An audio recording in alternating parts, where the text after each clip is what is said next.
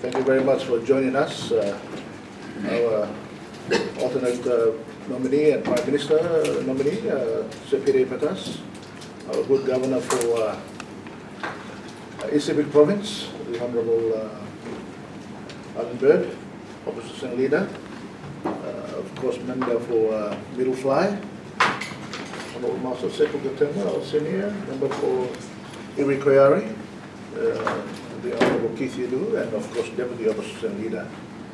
Thank you, media, for joining us here today. I thought that I will make a few remarks about the state of our country and what we are facing today in terms of the challenges as a country and how our government is performing today and why we are now putting forward a motion of no confidence in order to hold our current government to account for its decisions, its actions, and of course its non-performance.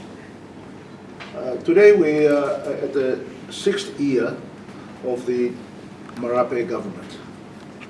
That came with a big promise of delivering a country that is prosperous, a country that is going to be rich, and of course wealthy beyond imagination. This is a government that has enjoyed record prices in terms of the global prices for commodities like coffee, cocoa, gold, copper, oil and gas. As a result of those huge price gains that the government has enjoyed, they have increased their revenue in a country to a record number of government revenue over those years. In fact, record budgets were introduced as a result of that. You know now that for the first time our country is now presenting budgets well beyond almost 27 billion kina in each year. So that is a clear indication of the ability of government that is collecting good revenue as a result of very good global commodity prices. But many know that that is not a true reflection of where our country is. All social indicators today shows that our country is not performing well, not only in the region but globally. We have a very declining education standards. Our health services are almost non-existent. It is a poor delivery service to many of our communities and of course towns and cities throughout the country. There is a complete breakdown on law and order in many parts of our country, and that is evident by the number of criminal activities and crimes that are committed that has been reported daily on the media and social media. There is a huge increase in population. At some estimates, it is about 4%. In global terms of an increase in population in our country. As a result, we have a huge youth population and huge unemployment. All that goes down to is that there is no income for all these people that we have now, this population that we have in the country. These are indicators showing that the government, despite the good fortunes that they have enjoyed, is not performing and it is not delivering to the expectations of our people. Now, it's not only social indicators, it's also economic indicators. You have record budgets been presented, and of course increased expenditure as a result of the record budgets, but we're still running a deficit budget, in fact quite a large deficit budget, averaging about 4 to 5% every year. Now, that has not delivered, again, to the expectations of our people on the, particularly the basic services that is a basic human right requirement for our citizens. So we have a government that is overspending, sometimes overspending outside of budget, and as a result, many departments and many provinces and many districts are not getting the money that they reflected in the budget, and as a result, declining of services in those provinces and communities continue to go. Other legacy of this 6 years Marape government is that we are now going to have a record record in terms of the huge loans that are outstanding, close to 70 billion kina.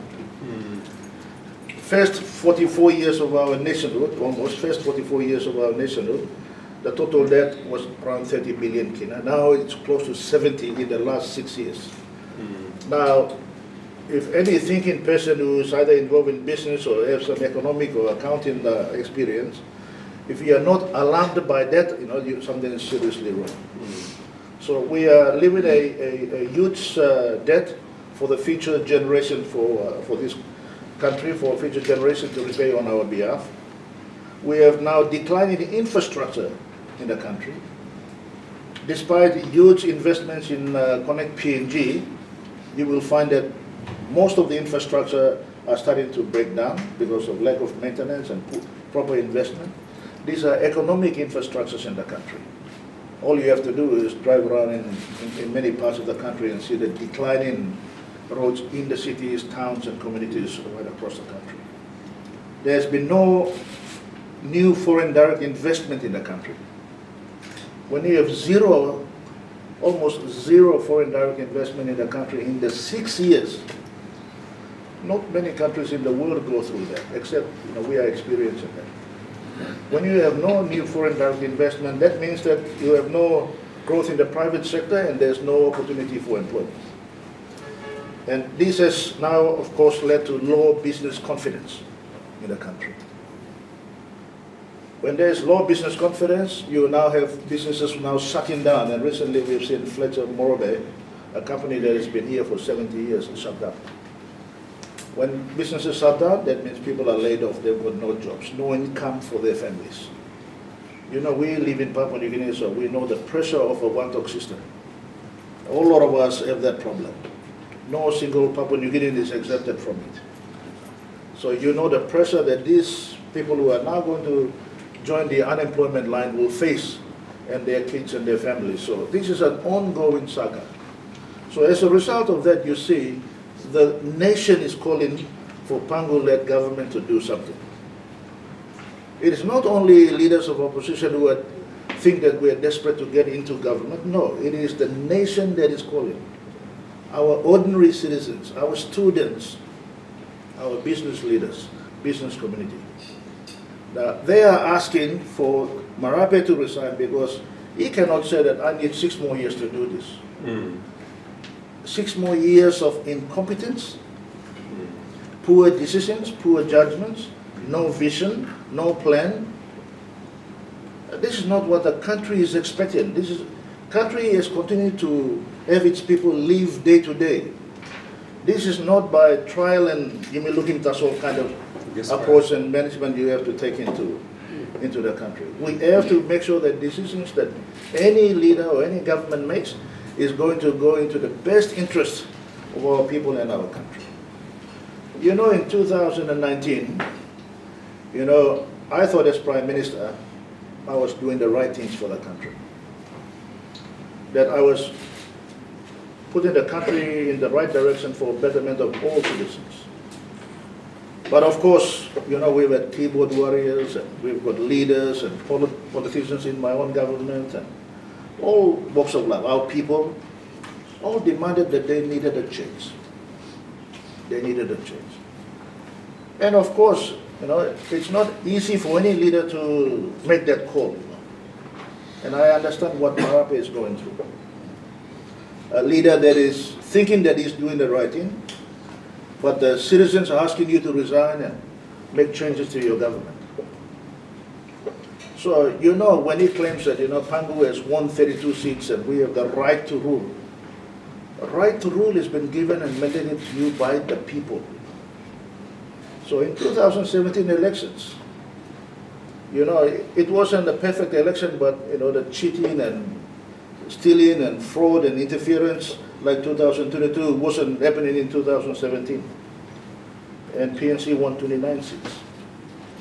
So in 2019, I didn't say that, PNG may block 29 seats, so I must hang on to power. No.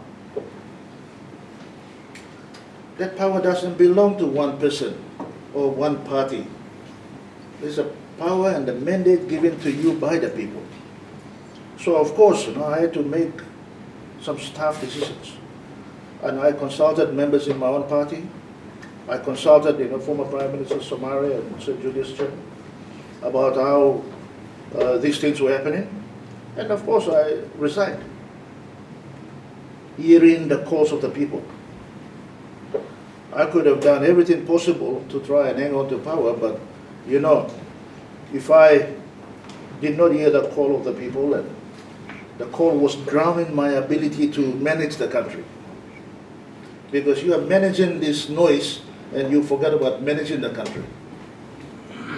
So one has to go, one has to give in. So you can understand that, you understand why people don't want to give up power. They think that when they give up power, they forget that they lose influence, they cannot control things, and they think that, there will be repercussions. Of course, as many of you know, I've gone through a bit of a tough time over the last 6 years. I've gone through the courts, I've been accused of corruption and everything else, but I went through the courts and have been cleared and vindicated. So nothing is wrong with that. The process and the systems of government is there. Any leader who feels that they're doing the right thing for the country should not fear the test of the judiciary or test of the law and order or a test of scrutiny.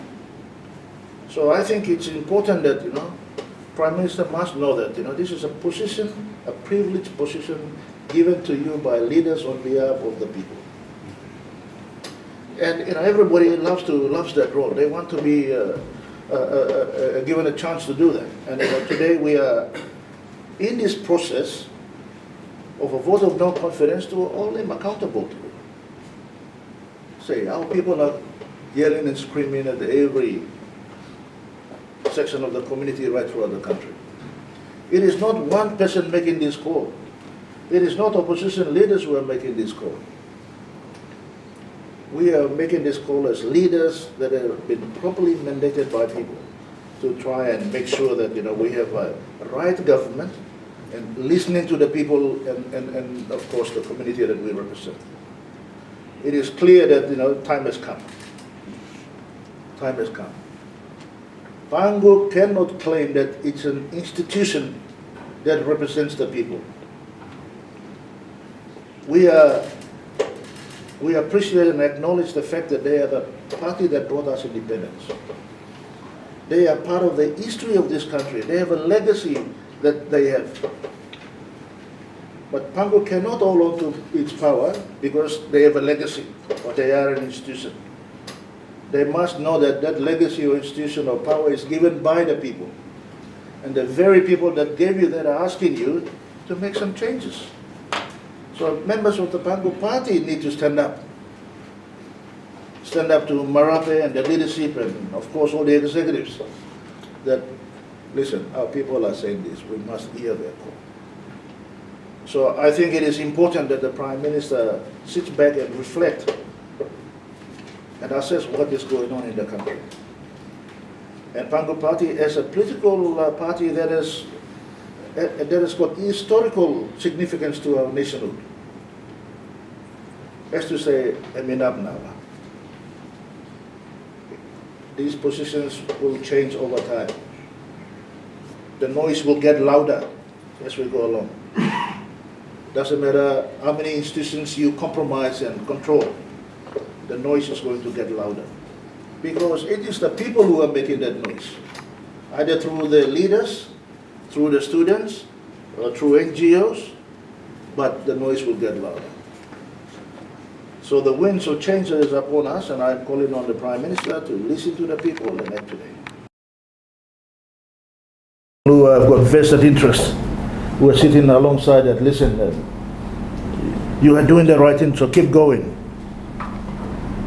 Either they are blind or they are deliberately leading you off towards the cliff to jump off.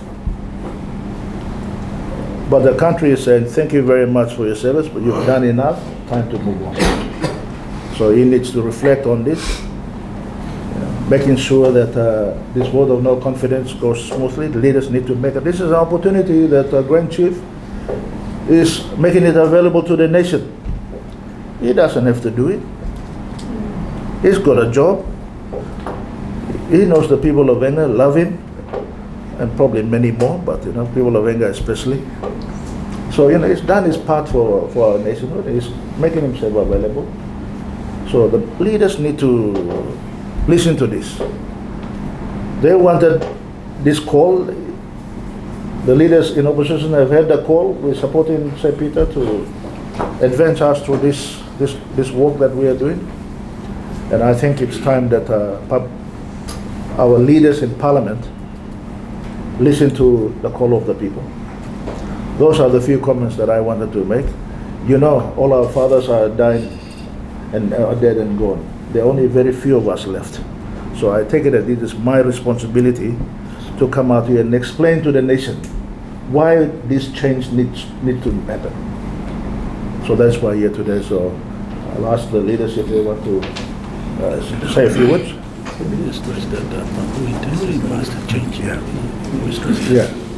And what we are saying is Pangu party itself, we are happy for them to make a change internally. There are many good leaders in there. But they must stand up and make a stand for the country. And that's all what I am stressing. Thank you. Please, we'll ask her. PNG made a change with them. Yeah. Similar like we did, you remember that Marape was PNC before.